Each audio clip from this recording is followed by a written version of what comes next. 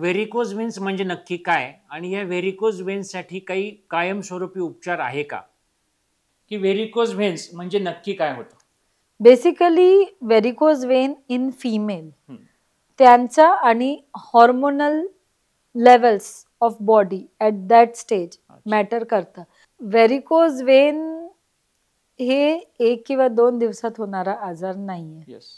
हे वर्षानुवर्ष चालत असते. हं. स्टॉकिंग्स कधीही प्रॉपर सल्ल्या जे स्पेशलिस्ट आहे त्यांची सल्ल्याने घातलेले बरं राहतात. आणि हे केल्यानंतर समजा रिकरंट होण्याचे चान्सेस किती आहेत? परत तो त्रास होऊ शकतो?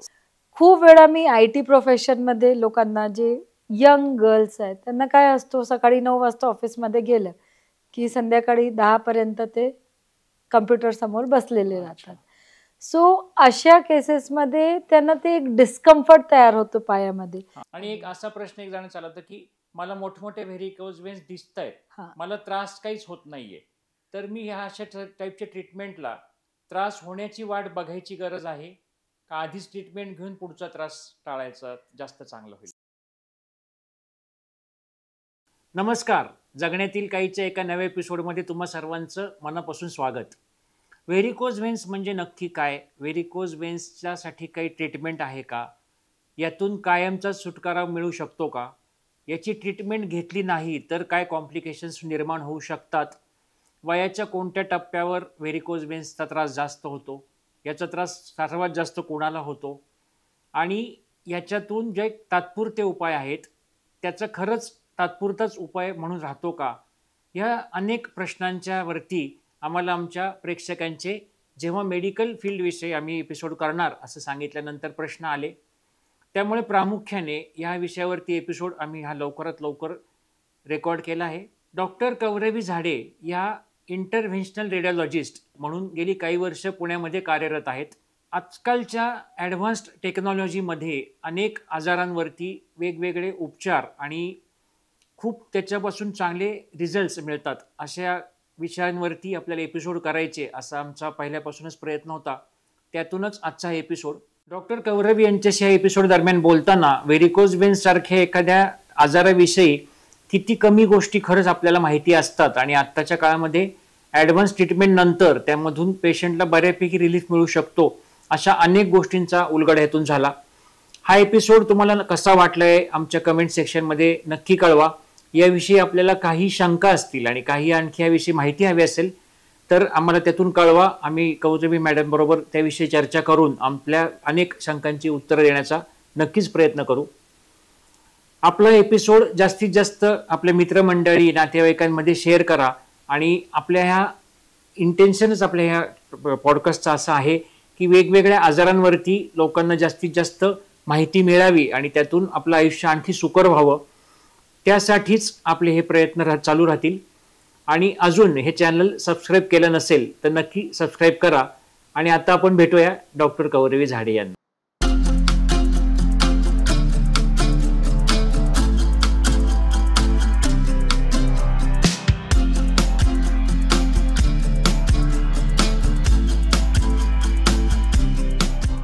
तर नमस्ते मॅडम, आमच्या ह्या जगण्यातील काहीच्या एपिसोडमध्ये तुमचं मनापासून स्वागत.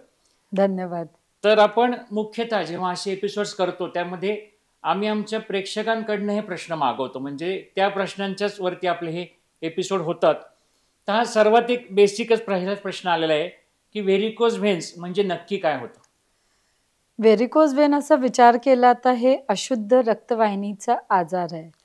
बेसिकली जे पायाच्या अशुद्ध रक्तवाहिनी आहे त्याचा काम असतो रक्त हृदयाकडे घेऊन जाणे.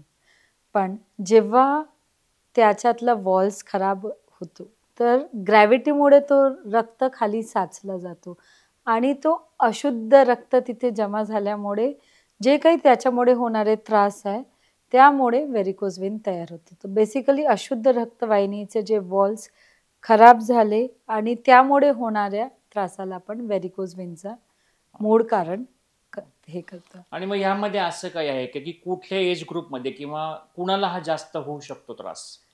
हे कुठले एज ग्रुपमध्ये जर आपण असा विचार केला तर बेसिकली व्हेरिकोज वेन होण्याचे कारण आपल्याला डिटेलमध्ये बघणं खूप गरजेचं आहे. कारण की जिथे जेनेटिक कॉम्पोनंट आहे ओके. तिथे अशा केसेसमध्ये व्हेरिकोज वेन खूप लवकर सापडते. यंग पेशंट, काही काही लोकांमध्ये कंजेनायटल व्हेरिकोज वेन पण असतात. बरं. तर असे लोक 12, 14, 15, 20 वर्षामध्ये व्हेरिकोज वेन ॲज अ त्रास होतो त्यांना. पण असे लोक ज्यांना प्रोफेशनल हजार्ड किंवा लाईफस्टाईलमुळे व्हेरिकोज वेन होत आहे, फॉर एक्झाम्पल ज्यांना खूप वेळ उभं राहावा लागतो, ज्यांना खूप वेळ बसावा लागतो, असे लोकांना व्हेरिकोज वेन साधारणतः 30 ते 40 वर्षाच्या एजमध्ये सुरू होतो आणि जसं जसं वय वाढतो तसं तसं त्याची सिव्हिअरिटी वाढत जाते. आणि त्याचा त्रास असा काय काय त्रास होतो जनरली? व्हेरिकोज वेन स्टार्ट करतानाच असं स्लोली त्रास होतो की कोणाला कळणार नाही. सगळ्यात इम्पॉर्टंट टू बिगिन विथ, आपण मेडिकल टर्मिनॉलॉजीमध्ये म्हणतो रेस्टलेस लेग. ओके. तर जरी व्हेरिकोज वेनचं सगळ्यात डोक्यात काय पिक्चर असतो की नसा फुगलेल्या दिसतात, सापासारखे नस पायात दिसतात, बट प्रत्येक पेशंटला तसा प्रेझेंटेशन नसतो. खूप वेळा मी IT प्रोफेशनमध्ये लोकांना, जे यंग गर्ल्स आहेत, त्यांना काय असतो, सकाळी 9 वाजता ऑफिसमध्ये गेलं की संध्याकाळी 10 पर्यंत ते कम्प्युटर समोर बसलेले राहतात. सो अशा केसेसमध्ये त्यांना ते एक डिस्कम्फर्ट तयार होतो पायामध्ये, कारण की एकच ठिकाणी तुम्ही बसले, तुमच्या पायामध्ये मुवमेंट नाहीये, दॅट इम्प्युअर ब्लड ते तिथे साचलाय. So this is a very mild symptom, restless leg. पण याला आपण हळूहळू इग्नोर करत गेलो तर स्लोली त्याची सिव्हिअरिटी वाढते. मग जसं जसं वेळ जातो, जसं जसं आपण त्याच्याकडे दुर्लक्ष केलं तर पायात सूज येते, हलकीशी सूज यायला लागते आणि पायाची सिव्हिअरिटी, जे दुखण्याची सिव्हिअरिटी, ते वाढत जाते. मग त्याला अजून इग्नोर केला आपण तर सूज नंतर हलकासा पायचा कलर बदलतो, कारण की तो इम्प्युअर ब्लड तिथे साचला आहे. तर पायातला डार्कनेस किंवा लिटिल ब्लॅकिश टिंज येतो. मग हळूहळू पायाला इचिंग सुरुवात होते, because that impure blood is the major cause. तर तो इम्प्युअर ब्लड तिथे जमा झाल्यानंतर इचिंग होतो आणि त्याला जरी आपण इग्नोर केला तर इचिंग केल्या केल्या पायाला जखम होतात. So that is the extreme of varicose Wien. So ज्यांना कोणाला पाय दुखत आहे किंवा रेस्टलेसनेस, टिपिकली काय होतो ना, दिवसाच्या अखेरी तुम्ही दिवसभर काम करत आहे आणि दिवसाच्या शेवटी पायाला असं गरम झाल्यासारखं वाटते. काही काही पेशंट्स टिपिकल सांगतात, मॅडम पायाला ठसठसपणा जाणवतो. सो हे खूप क्लासिकल सिम्पटम्स आहे व्हेरिकोज वेनचे. आणि हे कशाने जातो ते पण महत्वाचं आहे. जर तुम्ही झोपले, आराम केले आणि झोपून उठल्यानंतर जर तुमचा तो पेन जात आहे तर तो नक्की व्हेरिकोज वेनमुळे असतो, कारण की दिवसभराचा जे हेवीनेस आहे तो झोपल्यानंतर जात आहे, कारण की तुम्ही झोपले आहे म्हणजे तुमच्या पायावर ग्रॅव्हिटीचा इफेक्ट होत नाहीये आणि तो अशुद्ध रक्त हृदयाकडे परत जाते. त्यामुळे ते झोपले किंवा पायाखाली उशी ठेवली तर तो पेन जातो. तर हे टिपिकल सिम्पटम्स असतात जे व्हेरिकोज वेनचे असतात. अर्ली स्टेजेसमध्ये खूप डिफिकल्ट असतो, कारण की फक्त डिस्कम्फर्ट असतो, पण हळूहळू तो over a period of years, 2 years, 3 years severity त्याची वाढत जाते. सो त्याला आयडेंटिफाय करणं खूप गरजेचं असतं. आणि उलट असंही होऊ शकतं का की एखाद्याला व्हेरिकोज वेन व्हिजिबली दिसतायत पण त्याला त्रास काही होत नाहीये? होऊ शकते असं. जसं कसं आहे ना, याच्यात कोणाला कंजेनायटल असतो तर तो बनलेला असतो, तो डायलेटेड वेन्स असतो, पण तो चॅनल आहे त्यामुळे तो साचलेला ब्लड आहे. होऊ शकतो त्यांना कधीच त्याच्यामुळे त्रास नसतो, कारण की त्यांची त्या भागातली स्किन कंजेनायटल असल्यामुळे त्या भागाची स्किन लॅक्स झाली, त्याची इलॅस्टिसिटी कमी झाली. जेव्हा स्किनमध्ये इलॅस्टिसिटी आहे, वेन फुगायचा प्रयत्न करत आहे आणि इलॅस्टिसिटीमुळे त्याच्यावर दाब येते, तेव्हा पेन होतो.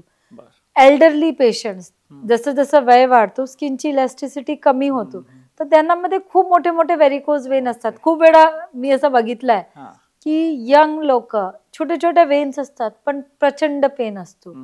आणि जे एल्डरली, जे अबोव्ह 60-70 आहे, खूप लॅक स्किन असतो, त्यांना मोठे मोठे वेन्स असतात पण त्यांना पेन अजिबात होत नाही. त्यांना आहे व्हेरिकोज वेन, पण त्यांना अच्छा. त्रास नाही, असं होऊ शकतो, perfectly fine.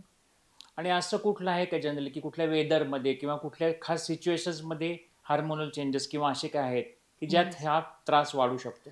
Basically varicose Wien in female, हम्म. त्यांचा आणि hormonal levels of body at that stage अच्छा. मॅटर करतं. हा. कसं आहे, प्रेग्नन्सीमध्ये व्हेरिकोज वेन वाढतात, ओके.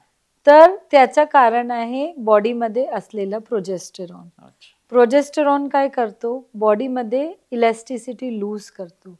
सो सेम थिंग, वेनमधली जे इलॅस्टिसिटी आहे ते कमी होत आहे, त्यामुळे ब्लड साचत आहे. अच्छा. सो खूप वेळा लोकांची, जर if any female is suffering from varicose Wien, ते टिपिकली सांगतात की पिरियड्स यायच्या अगोदर आमचा पायाचा पेन खूप प्रचंड वाढतो. ओके. सो ते बेसिकली कोरिलेट करते बॉडीच्या प्रोजेस्ट्रॉन लेवलवर.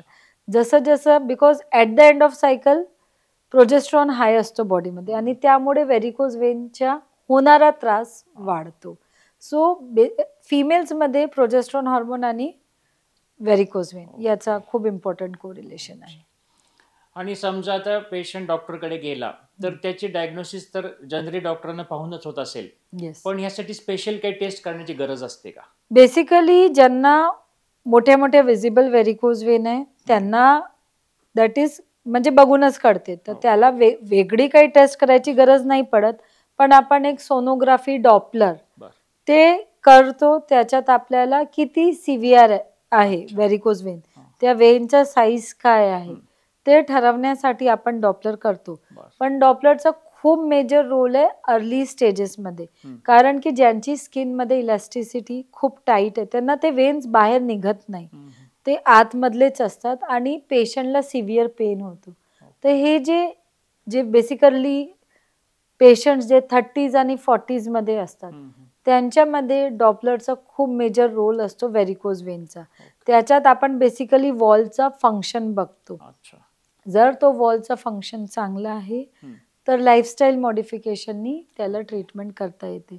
सो डॉपलर हे खूप इम्पॉर्टंट टेस्ट आहे ओके. जेव्हा हे व्हेरिकोज वेनचं ट्रीटमेंट अच्छा. असतं. आणि आता मेनली हा एपिसोडचा मेन हेतू असाच होता की कित्येकांना व्हेरिकोज वेन्स हे माहिती असतं, पाहत असतात, त्याच्याविषयी दुसऱ्यांच्या कोणाच्या पायावर दिसलं की सांगणारे सल्ले भरपूर असतात. तर मेनली ट्रीटमेंट याच्यासाठी काय असू शकते लॉंग टर्म आणि टोटल त्याचं सगळं जाण्यासाठी आजार, हा मेन हेतू होता. तर बऱ्याच जणांना असं असतं की ह्या सगळ्यात आजाराचं असतं की औषधं आम्हाला काही आहेत का आधी सांगा, मग बाकीचं बघू.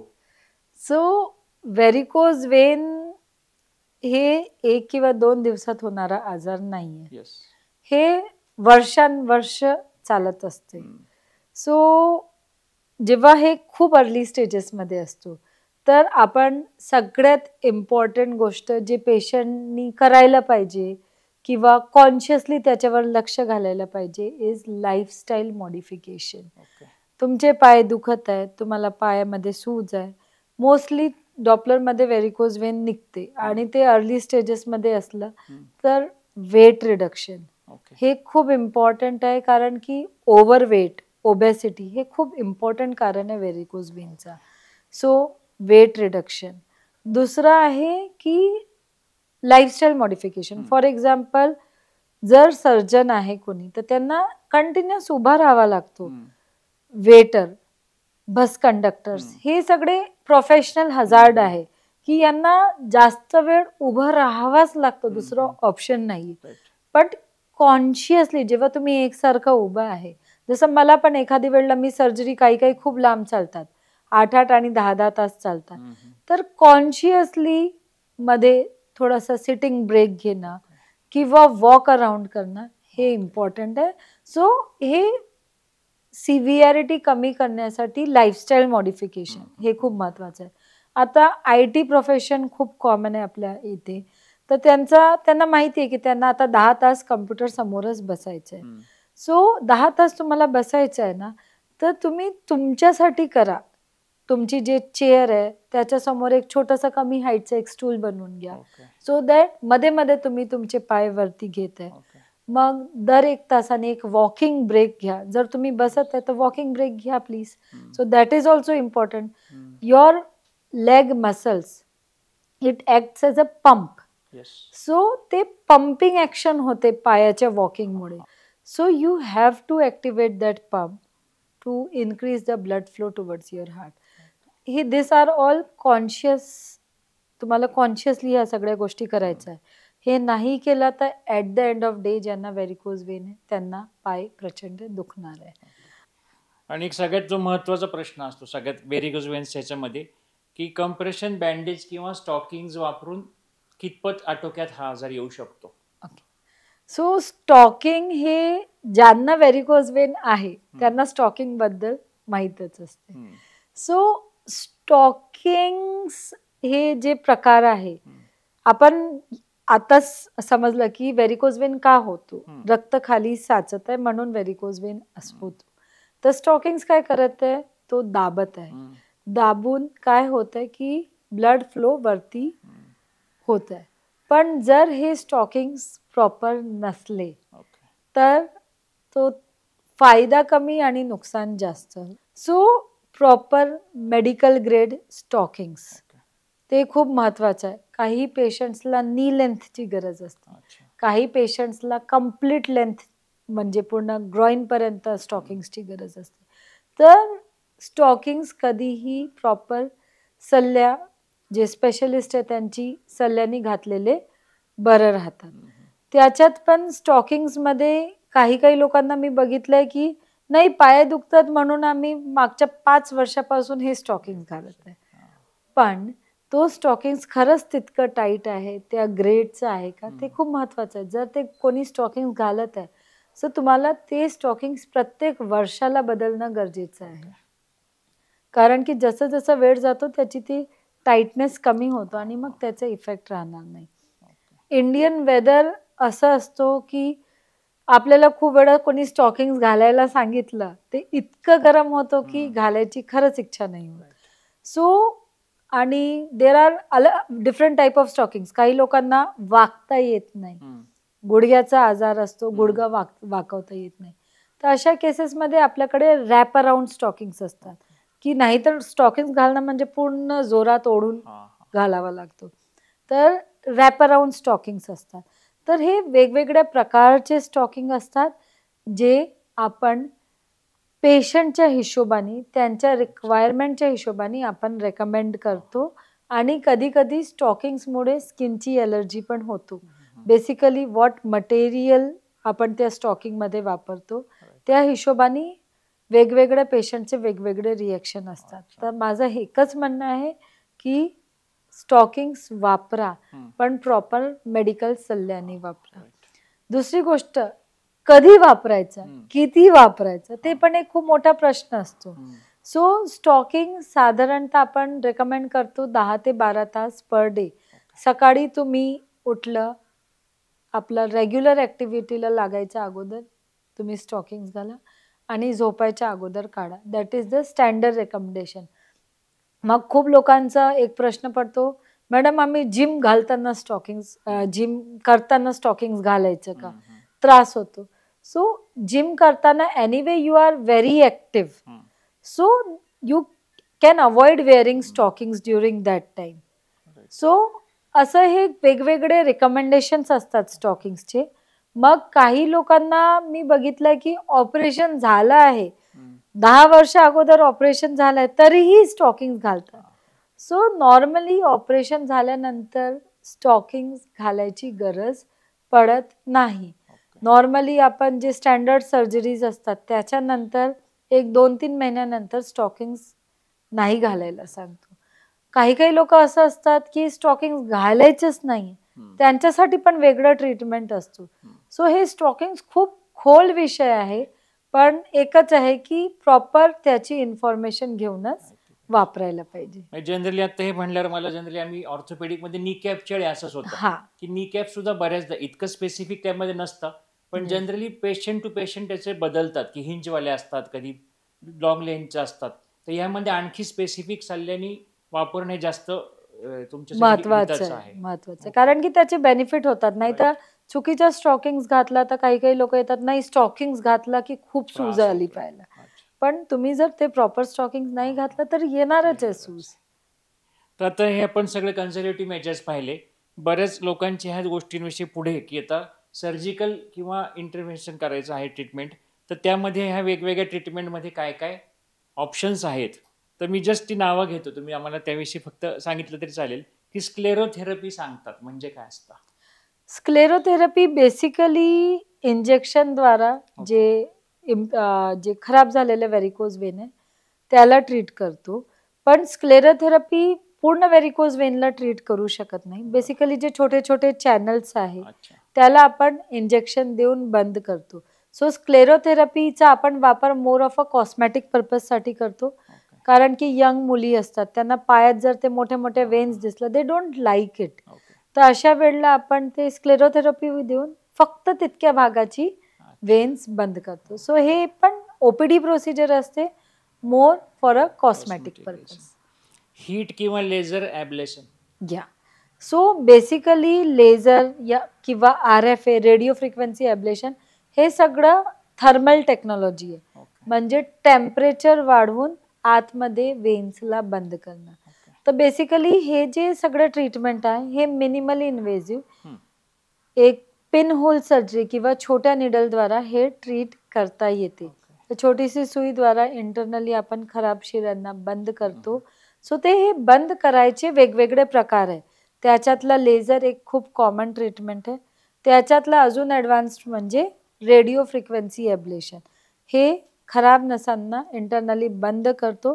त्यामुळे जे ब्लड साचत आहे किंवा सूज येते ते प्रकार बंद होतो.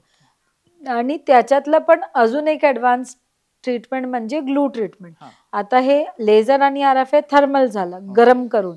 ग्लू म्हणजे 2 कागजला आपण चिटकवतो, तसं हे ग्लू इंटरनली खराब नसांना चिटकवतो. तर हा आजच्या तारखेला सगळ्यात ॲडव्हान्स ट्रीटमेंट आहे व्हेरिकोज वेनचा. तर प्रत्येक पेशंटला मी कम्पॅरिझनसाठी त्यांना ते सांगते की आधीच्या काळात वेन स्ट्रिपिंग करायचे, त्याच्यात कट करून पूर्ण वेन काढायचे. आता जसं जसं मेडिकल ॲडव्हान्सेस झालं तसं तसं ट्रीटमेंट पण ॲडव्हान्स होत गेली. तर ते झाल्यानंतर लेझर आलं. लेझरनी ते वेन नाही काढली, फक्त इंटरनली त्या वेनला बंद केलं. मग RFA आला, त्याला फक्त बंद करायचं, वेगळं रेडिओ फ्रिक्वेन्सी आपण वापरली. आणि मग ग्लू आला. ग्लू म्हणजे फक्त त्या वेनला चिटकवतो. तर आधीच्या काळात चुलीवरचं जेवण बनायचं आणि आता हॉट प्लेट किंवा मायक्रोवेव्ह कुकिंग असं.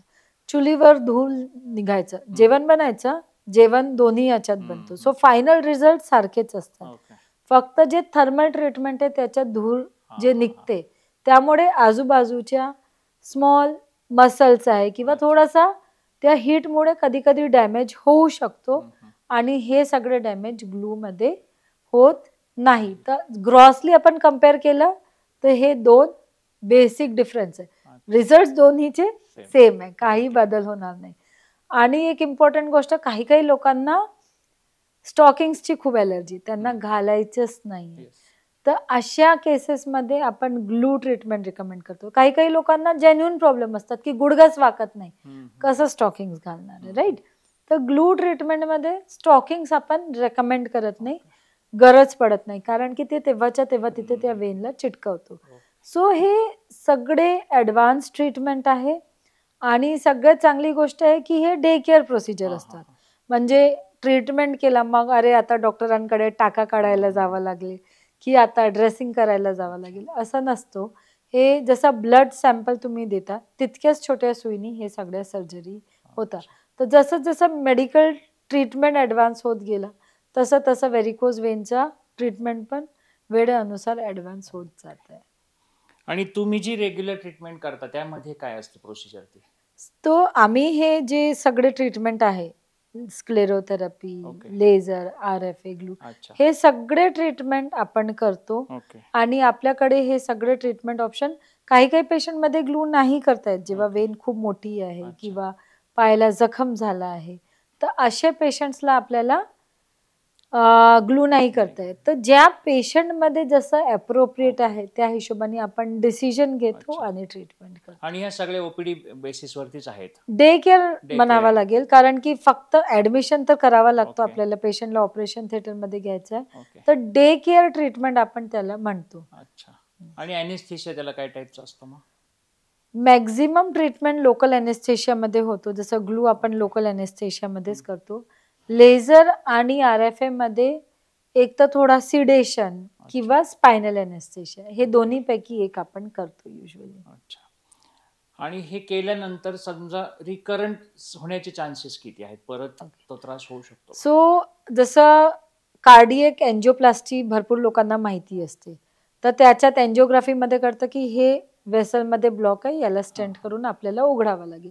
तसंच व्हेरिकोज वेनचं पण असते की जे वेन्स खराब आहे त्याला आपण ट्रीट करणार आहे. पण जर त्या पेशंटमध्ये ती टेंडन्सी आहे वारंवार व्हेरिकोज वेन होण्याची, तर पुढे 10 वर्ष 15 वर्ष जर ती वेन वाढली होऊ शकते.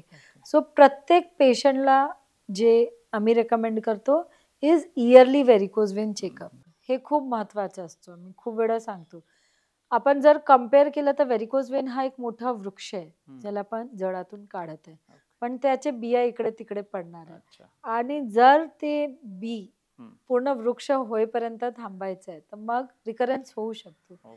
जर तुम्ही प्रत्येक वर्षाला तुमच्या व्हॅस्क्युलर स्पेशलिस्टला दाखवलं आणि ते छोटे छोटे जे ग्रो व्हायचा प्रयत्न करत आहेत त्याला आपण स्क्लेरोथेरपीनी बंद करून देतो, तर मग ते मोठे होत नाही. तर एकदा व्हेरिकोज वेन सर्जरी झाली आणि 15 वर्षानंतर दुसऱ्या डॉक्टरांकडे जायचं, बघा आमचं 10 वर्ष अगोदर झाला होता आणि आता परत झालेलं आहे. सो हे होतात. पण जर तुम्ही प्रिकॉशन घेतली आणि व्यवस्थित फॉलोअप ठेवला तर असं होत नाही. हा फार महत्वाचा पॉईंट होतो. कारण अशा प्रकारच्या केसेसमध्ये लोकांना असं समज असतो की जॉईंट रिप्लेसमेंट सर्जरी केलं किंवा असं काही केलं की आता झालं, आता परत दाखवायची काही गरज नाही. तर ते छोट्या सिच्युएशन मध्ये असताना त्याचं ट्रीटमेंट करता येते. आणि एक असा प्रश्न एक जाण्यात आला होता की मला मोठमोठे व्हेरिकोज वेन्स दिसत आहेत, मला त्रास काहीच होत नाहीये, तर मी ह्या अशा टाईपच्या ट्रीटमेंटला त्रास होण्याची वाट बघायची गरज आहे का आधीच ट्रीटमेंट घेऊन पुढचा त्रास टाळायचा जास्त चांगलं होईल? सो हे डिपेंड करते एज ग्रुप. ओके. जर हे मोठे मोठे व्हेरिकोज वेन आहे, पेशंटचा वय 65-70 आहे, सो त्यांना ट्रीटमेंटची अजिबात गरज नाही आहे. पण हे जर कोणी यंग पेशंट आहे, ते त्यांच्या 30s-40s मध्ये आहे, तर त्यांच्याकडे अजून पुढच्या 10 ते 20 वर्षात पायात जखम होऊ शकते आणि अशा सिच्युएशनमध्ये त्याला टाइमली ट्रीटमेंट करणं खूप गरजेचं आहे. जखम व्हायची वाट नका बघू. आणि जखमेचं मॅक्सिमम वाईट किती होऊ शकतो गोष्ट एखाद्याची अनट्रीटेड एखादी वुंड असेल? जर जखम झाली आहे त्याला इन्फेक्शन डेफिनेटली पकडू शकते आणि एकदा इन्फेक्शन झाला म्हणजे जखम सिंपल व्हेरिकोज वेनची जखम जे खूप चांगल्या प्रकारे ट्रीट करता येते, ते इन्फेक्शन पकडून जीवघातक होऊ शकते. कारण की एकदा इन्फेक्शन पकडलं आणि ते बॉडीमध्ये पसरलं किंवा कोणाला डायबिटीज असलं तर तो अजून सिव्हिअर होतो. तर इन्फेक्शन बॅड असतो, तो जीवाला धोका असू शकतो.